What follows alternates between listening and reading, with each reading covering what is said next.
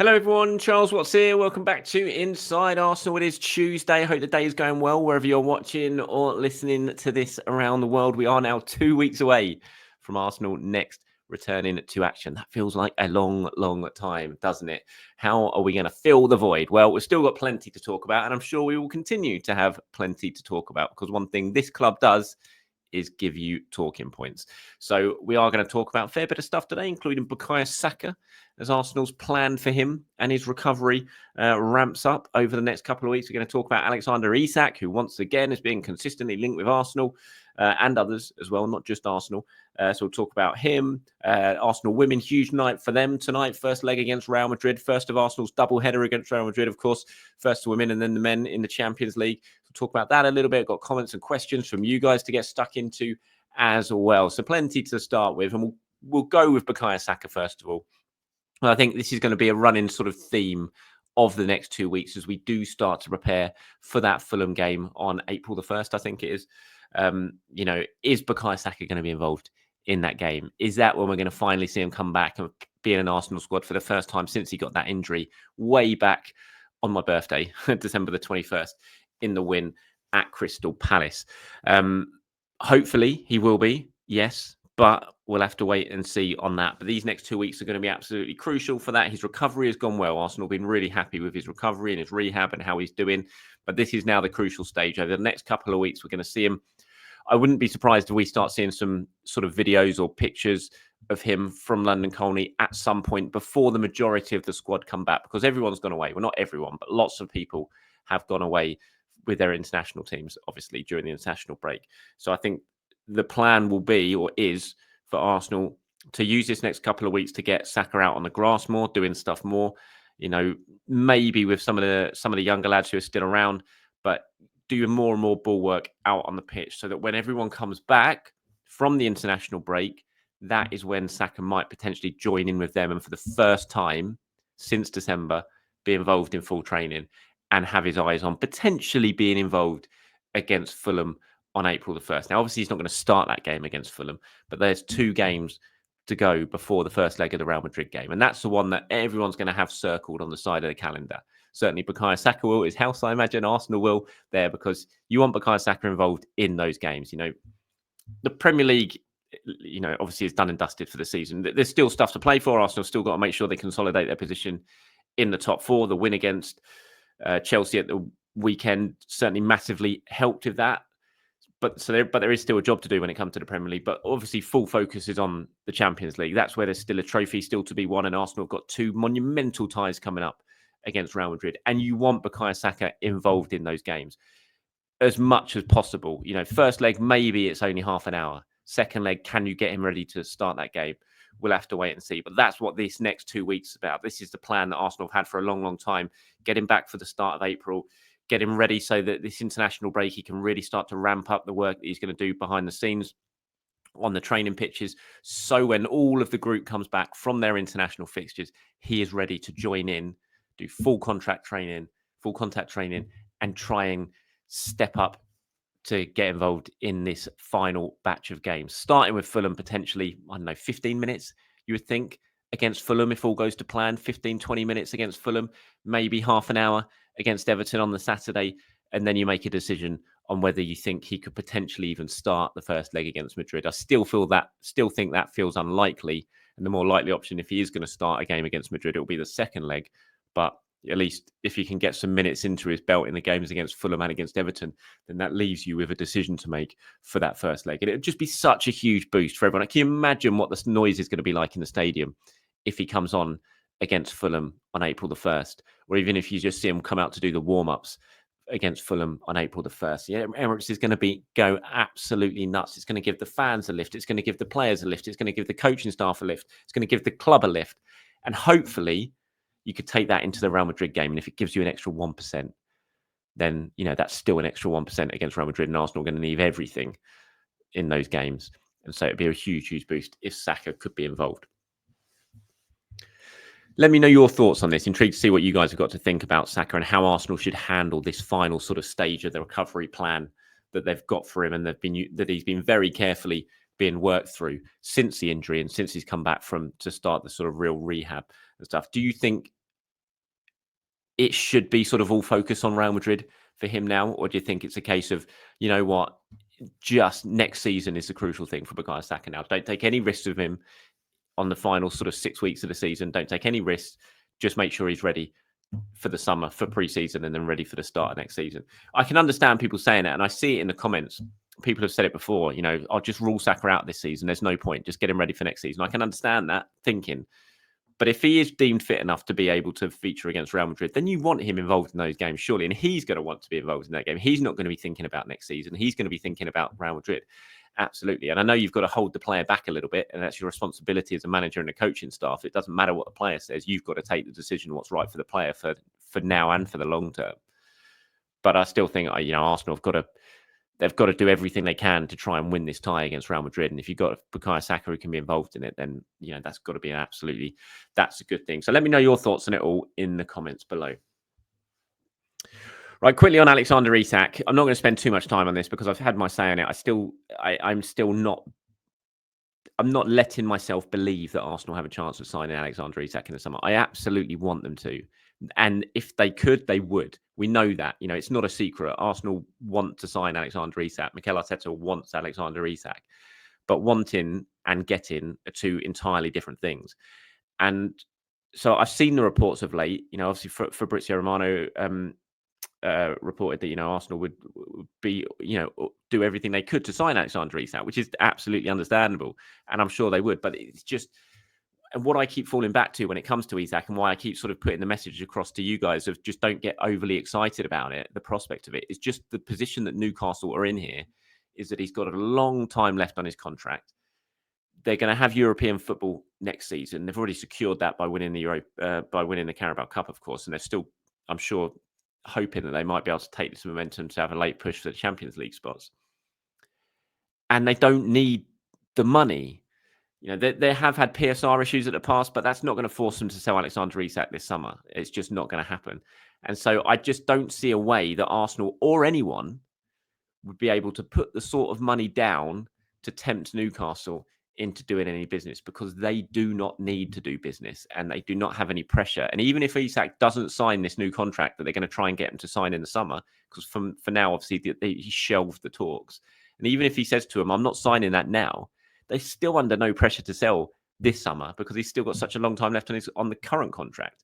So I just don't see it happening. So for all the talk of it, and you'll keep seeing the reports, I don't see a way that this is one that happens. You know, the Sesko stuff is just far more likely for me. Who would I want out of the two of them? Alexander Isak all day long. Of course I would. He's been number one on my list for a long, long time for Arsenal. He's perfect for them.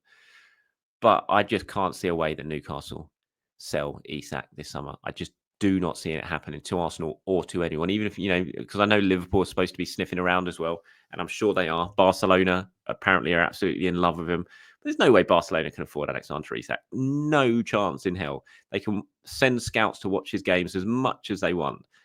They have not got the money that would be able to tempt Newcastle into do a business for him this summer. So I still think next season Isak will be a Newcastle player. I'll be very, very surprised if I'm wrong with that. Right, moving on. If you're watching on YouTube, you can see some pictures there of Miles Lewis-Skelly arriving to link up with the England squad for the first time yesterday at St George's Park. Welcomed by Thomas Tuchel and everyone else. Big moment for Miles Lewis-Skelly, of course. Looking forward to seeing how he gets on over the next couple of games. I wouldn't be surprised if he starts at least one of these two games for England, which is great to see. In some of the other pictures that England have posted, it's interesting that you always see Declan Rice around Miles. And I think that's going to be really, really important, because this is a big thing for Miles Lewis-Skelly. I don't think it will phase him, because I've not seen anything phase Miles Lewis-Skelly yet since he's made the breakthrough into the Arsenal first team. And the rise, his progression has been so rapid, and nothing's phased him. Whether, yes, there's been some issues. He's got himself a red card, and one very unfortunate red card that was later rescinded, of course. But there have been issues, and he's been in the spotlight a lot, but it just doesn't seem to phase him. So I don't think taking this step and suddenly being in the limelight of England is going to do any different. I'm sure he'll be up in a press conference potentially today. I haven't looked to see what the press conference schedule is, but normally when players are called up to the squad for the first time, they will sit down and do a press conference in the build up to the first game. So I'm sure him and Dan Burn will be doing that in the next few days, and I'm sure he'll cope with that very, very well. But I do think players like Declan Rice, especially Harry Kane as well, but certainly Declan Rice will be really important just to sort of not be a shadow for Lewis, but just be that sort of reassuring presence around him in this first squad, because it is a huge thing, and people who are watching this from outside of England might not understand just quite how big the scrutiny is on the England setup when England get together, and so there will be an awful lot of eyes on Miles Lewis-Skelly, and there are already a lot of people in this country who seem to want Miles Lewis-Skelly to fail, which is ridiculous. But he's been in the spotlight so much for no reason as well. He's been so unfairly targeted in the last few weeks. But when that sort of thing happens, then rival fans sort of start focusing in on you. You start getting this reputation, which is entirely unfair again on Miles Lewis-Skelly because he hasn't done anything to warrant that. But there is this sort of feeling, you can see it, you see some of the stuff on social media that he just needs to be a little bit protected. And I'm sure, Mikel Arteta's spoken about it, and Thomas Tuchel, and how good a coach he is and the setup that he's got around him. I'm sure they'll look after him. Tuchel spoke very well in the press conference, I thought, about the decision to call up Miles and about the sort of the scrutiny that he's been under of late. So I think Tuchel's a good manager, a good coach to deal with that. But I also think, Declan Rice, Harry Kane, those senior players in the squad are going to be important, but certainly Declan Rice, because it's just that familiarity of having your Arsenal guy with you. So I think he's going to be really, really important. But I'm looking forward to how Lewis-Skelly gets on, because I'm sure he'll deal with it very, very well. Before getting on some of your questions and comments, just some looking ahead to a really big night for the women tonight. Obviously, the first leg of their Champions League tie against Real Madrid happening over in Spain. Lots of reporters gone over there for that. So you'll be able to keep up to date with everything that's happening. Game kicks off at 5:45 today. It is live on the DAZN YouTube channel, so you will be able to watch it. Renee Slegers is speaking at a press conference yesterday, along with Alessia Russo, talking about Madrid. She says, I think they're a very strong collective. They have a strong identity. They look disciplined in their game, both in and out of possession. I think they have some key threats with a couple of individuals in their team that we really want to try and stop. They're a top team, and I think they'll come back from their recent performances. I think Barcelona versus Real is always going to be a tough game for both teams. I think they made some changes last Saturday. They're probably not happy with the 2 points that they lost at the weekend. I'm guessing they'll be determined to try and come out in their home arena to do their best. We can't think about that because it's not within our control. We don't want to underestimate anything. We're very humble for the task, but at the same time, we also feel confident about who we are and what football we can play. And it is going to be a big game for Arsenal, no doubt about it. They're in pretty good shape. They obviously had a good comeback win at the weekend.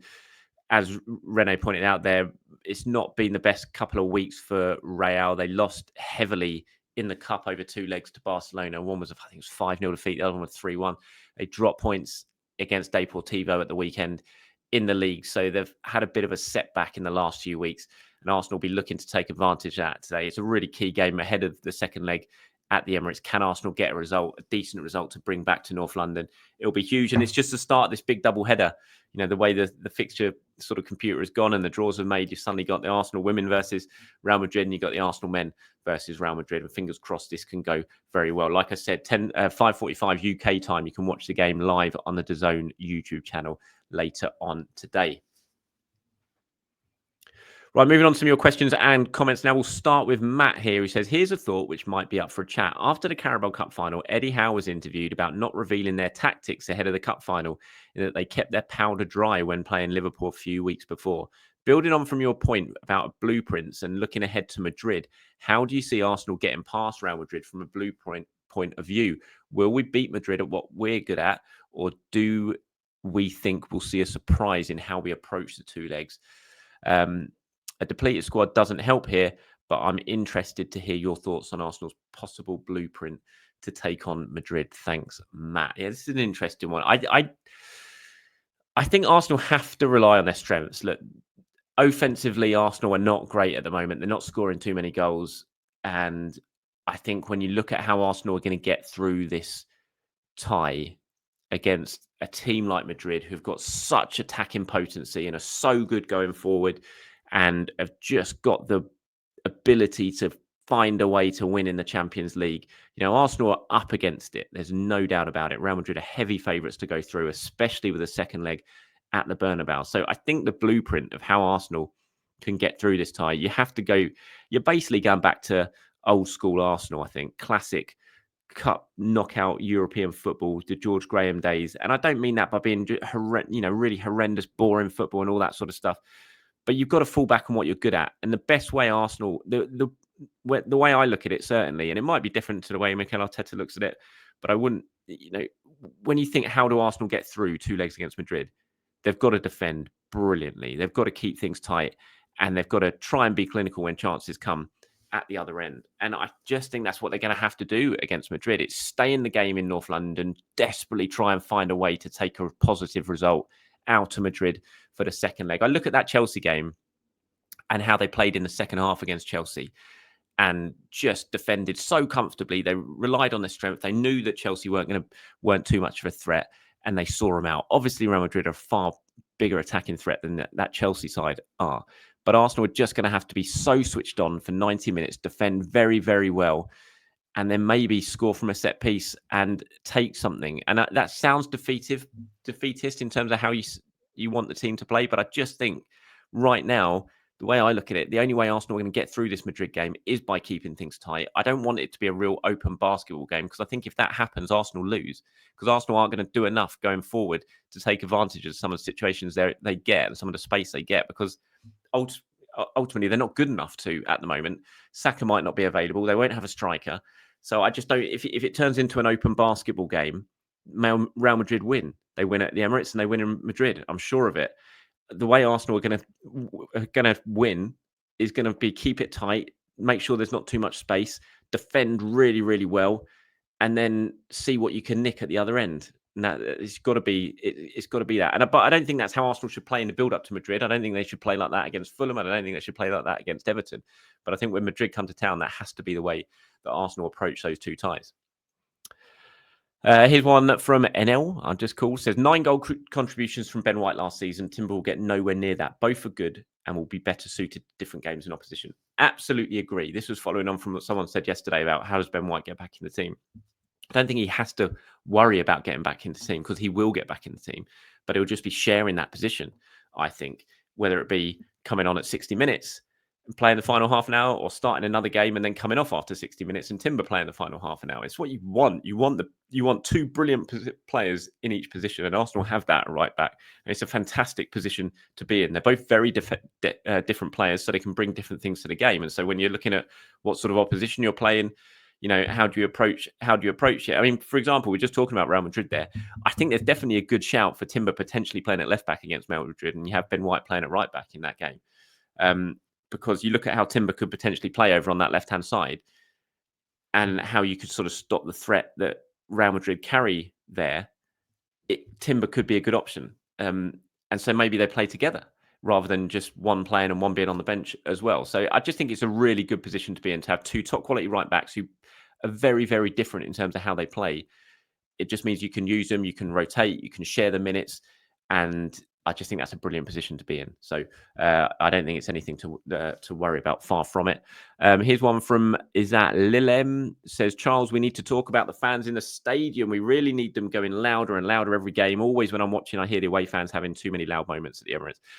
I mean, I just don't think it's any different any stadium you go to. The away fans are always the loudest. It just happens. Whenever I'm watching Arsenal away from home, it's always the Arsenal away fans that you can hear rather than the home fans. The home fans, when everyone gets together and sings, yes, it's very, very loud. But for the majority of a 90 minutes, the away fans just never stop, because it's a big day out for the away fans. They've travelled the country. They've been drinking all day on the trains on the way there and stuff like that. The away fans just are always louder and sing more than home fans do. So I don't think it's anything different. I do think the Emirates has been pretty subdued the last few weeks, but I think that also comes into just how the season's gone. And I think everyone's just sort of adjusting to the fact that now there's not that sort of jeopardy on these home games like we were all hoping there would be as we build into the season run-in, where we're thinking it should be going for the title. We've had to adjust to the fact that we're not. And I think that's kind of sucked the life out of fans a bit. There's definitely more empty seats in the last few games because people are putting them on the exchange and stuff like that. And some of them aren't being used because there's no real jeopardy on it. So the noise levels has lessened at the Emirates, no doubt about it. But I don't think it's really any different that you can just hear the away fans. You just hear the away fans a lot more at the moment. It's just always been the case, I think, anyway. Here's one from Aaron to wrap this one up. Says, what do you think is Arteta's reasoning for taking Nwaneri out of the equation as soon as Martinelli became fit? He also didn't rely on him too much in Odegaard's absence when he had other senior options available to him. Is he protecting him physically and mentally, or some lack of trust? I don't think it's a lack of trust, but far from it. I just think it's the right time at the moment. I think Ethan's struggling a little bit. He's had a dip in form. You look at his last 3 starts in the Premier League, they've all been largely underwhelming.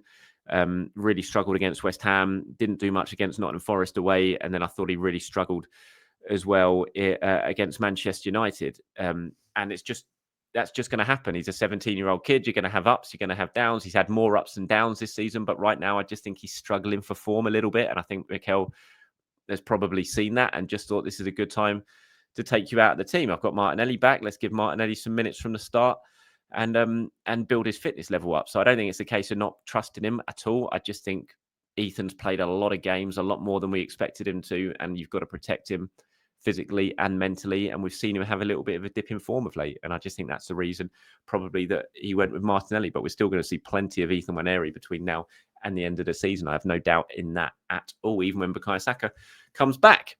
And that's it. Thank you for watching, everyone. Thank you for listening. Appreciate your time as always. Do have a good Tuesday out there. The sun's shining in the UK for once. So it's happy days anyway. I'll be back in the morning to do it all over again. Anything you want me to discuss, as usual, get into the comments. Give me your questions. Give me your comments. Give me your opinions. And I'll pull some of them together and get them included in the show. Until then, have a great day, everyone. Speak to you soon. Bye-bye.